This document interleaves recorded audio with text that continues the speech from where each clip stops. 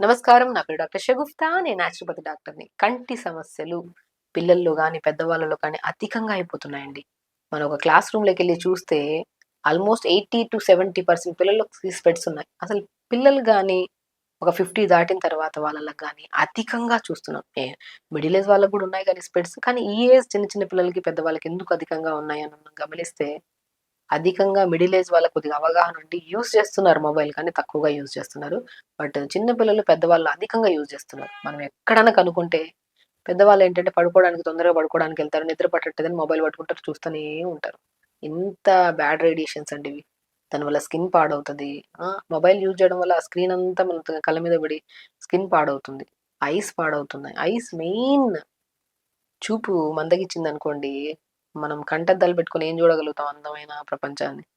స్పెట్స్ చాలా చాలా భయంకరమైన సైట్ పెరుగుతూనే పోతుంది కానీ తగ్గడం అనేది జరగట్లేదు. ఒకటి మనమే చేతులారా తెచ్చుకుంటున్న పెద్ద సమస్య అంటే అది మనం కంటి సమస్య. మొబైల్ యూజ్ చేయకండి. ఒక మనిషి ఒక నిమిషంలో 12-16 సార్లు బ్లింక్ చేయాలి ఐస్. మనం ఏదైనా మొబైల్ చూస్తూ ఉన్నామనుకోండి బ్లింక్ చేయము. మేబీ ఒక నిమిషానికి మనం 2, 3 సార్లు తప్ప ఎక్కువగా బ్లింక్ చేయట్లేదు. ఎందుకంటే ఫోకస్ చేసి చూస్తూ ఉంటాం కాబట్టి బ్లింక్ చేయం మనం. ఒక మనిషి కంపల్సరీ ఒక 12 లేదా 16 సార్లు బ్లింక్ చేయాలి. మ్యాండేటరీ. సో, బేసికల్లీ మనం ఎక్కువగా మొబైల్ చూడడం వల్ల ఎందుకు మన కంటి సమస్యలొస్తాయని దాని గురించి మనం క్లుప్తంగా తెలుసుకుందాం. ఇప్పుడు యాస్ ఎ డాక్టర్‌గా మనం ఏం చేస్తామంటే, ఇప్పుడు కంటి దగ్గర ఒక లిక్విడ్ ఉంటది కదా! ఆ లిక్విడ్ మనం టియర్స్ అంటారు కదా! ఆ టియర్స్ అనేవి మనం స్ప్రెడ్ అవ్వాలి. ఆ స్ప్రెడ్ అవ్వకుండా అలా చూస్తున్నామనుకోండి స్ప్రెడ్ అవ్వవు. ఇలా బ్లింక్ చేసామనుకోండి స్ప్రెడ్ అవుతాయి. బ్లింక్ చేసామనుకోండి స్ప్రెడ్ అవుతాయి. బ్లింక్ చేస్తే స్ప్రెడ్ అవుతాయి. మనం తదేకంగా చూస్తున్నామనుకోండి స్ప్రెడ్ అవ్వవు. దానివల్ల డ్రై అయిపోతది ఐస్. దానివల్ల మనకేమవుతది డ్రై ఐస్ సమస్యలు ఎక్కువైపోతున్నాయి. చాలా మందిలో కెట్రాక్ట్ సర్జరీస్ జరుగుతున్నాయి. డ్రై ఐస్ ఉండడం వల్ల డ్రాప్స్ ఏసుకుంటూ ఉంటారు. ఎందుకు వేసుకుంటున్నారు వీళ్ళు? అధికంగా మొబైల్ యూజ్ చేయడం వల్ల. అంటే బ్లింకింగ్ కరెక్ట్‌గా ఉండాలని చెప్పాను గదా! ఆ బ్లింక్ కరెక్ట్‌గా లేకపోతే ఆ లిక్విడ్ అనేది స్ప్రెడ్ అవ్వదు మనకి. దానివల్ల స్కిన్ మనం డ్రై అయిపోయి అండ్ ఎక్కువగా తదేకంగా చూస్తున్నామనుకోండి, ఆ చుట్టూ మజిల్ ఉంటది కదా! ఇప్పుడు మనం శరీరానికి ఎక్సర్‌సైజ్ ప్రతిరోజు చేయండి అంటాం. ఎందుకు?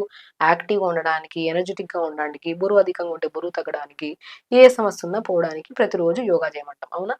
మరి కంటికి ఏమి యోగా చేస్తున్నాం మనం? ప్రతిరోజు పొద్దున్న లేచాక ఆ చుట్టూ ఉన్న మజిల్‌కి ఎక్సర్సైజ్ చేయాలి గదా! మనం పొద్దున్న లేచాక ఏం చెప్తాం?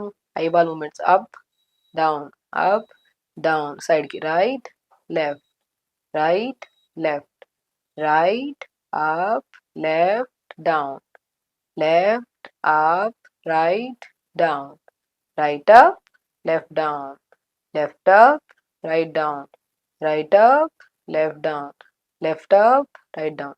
ఈ వీడియో చూస్తున్న వాళ్ళు నాతో పాటు ఈ మూవ్‌మెంట్ చేసినప్పుడు, మనం కళ్ళేసా క్లోజ్ చేసి ఈ మూవ్‌మెంట్ చేసాక ఎంత రిలాక్స్ ఉంటది చూడండి.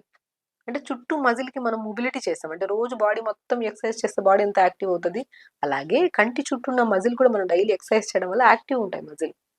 దానివల్ల రక్త ప్రసరణ బావుంటది. కంటి గుడ్డు హెల్తీగా ఉంటది. ప్రతిరోజు పొద్దున్నే లేచి మంచిగా మార్నింగ్ ఎండకు అలా కూర్చొని ఐ ఎక్సర్సైజ్ చేయండి, వార్మప్స్ చేయండి, చిన్న చిన్న ఎక్సర్సైజెస్ యోగా, ప్రాణాయామాస్ చేయండి అని ఎందుకు చెప్తాం? ఓవరాల్ మజిల్ హెల్తీగా ఉంటే యాక్టివ్‌గా ఉంటాయి ఆర్టరీస్. రక్త ప్రసరణ బావుంటది. అన్ని సమస్యలు రావు మనకి. కాబట్టి ప్రతిరోజు ఐబాల్ మూవ్‌మెంట్స్ చేసుకోవాలి. బ్లింక్స్ చాలా ఇంపార్టెంట్. మొబైల్ యూజ్ చేయడం ఆపేసేయండి దయచేసి. ఎందుకంటే సమస్య పెద్దగైతే సర్జరీసే ఇంకా. సో, కాబట్టి అధికంగా యూజ్ చేస్తుంటే క్రమంగా, క్రమంగా స్లోగా ఆపండి. శరీరం అనేది చాలా చాలా ఇంపార్టెంట్. హెల్త్ చాలా ఇంపార్టెంట్. సో, డిన్నర్ ఎర్లీగా జొన్న రొట్టెలు, సొరకాయ, బీరకాయ, క్యారెట్, పాలకూర అన్నీ తురిమేసేసి, కొద్ది జీలకర్ర, కొద్దిగా నువ్వులేసి, ఫ్లాక్స్ సీడ్స్ ఏసి, కొద్ది వేడి నీళ్ళేసి మంచిగా కలిపి కొద్ది వాము కూడా ఏసుకోండి మంచిది. చపాతీ చేసుకోండి జొన్న రొట్టె. ఒకరోజు జొన్న రొట్టె చేసుకోండి. ఒకరోజు తోటకూర విత్తనాలు ఎంత నరాలకి మంచి బలం. తోటకూర విత్తనాలను దొరుకుతాయి. చాలా వీడియోస్‌లో మనం చెప్పాం. తోటకూర విత్తనాల పౌడర్ దొరుకుతది. దాంతో చపాతీ చేసుకోండి. ఒకరోజు రాగి రొట్టి, ఒకరోజు సజ్జ రొట్టె అలా చేసుకొని ఆకుకూరలు ఎక్కువేసుకొని వెజిటబుల్స్ కూడా తురిమేసుకొని చపాతీ చేసుకోండి. ఇంతే హెల్తీ ఫుడ్ తింటే కంటి సమస్యలు రావు. మన బాడీ హెల్తీగా ఉంటది. ఏ సమస్యలు రావు మనకి. సో, కాబట్టి హెల్త్ అనేది మన చేతుల్లోనే ఉంది.